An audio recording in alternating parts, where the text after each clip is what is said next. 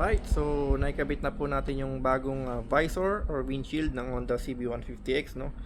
So ito from Indonesia po to, dumating naman sa atin ng okay naman ang packaging, wala na naging damage. So plug and play sana to, kaso meron tayong in-order na walang butas. So ito yung in-order natin, yung walang butas, kasi tayo ang nagbutas yan, naglagay ng ano, kasi modified yung ating bracket, so hindi na pwede yung pang stock or pang plug and play na version nila. So dumating to walang butas, binutasan lang din natin at ito yung kanyang itsura.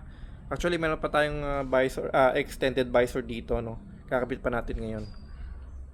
Yan. So Honda CB150X windshield or visor.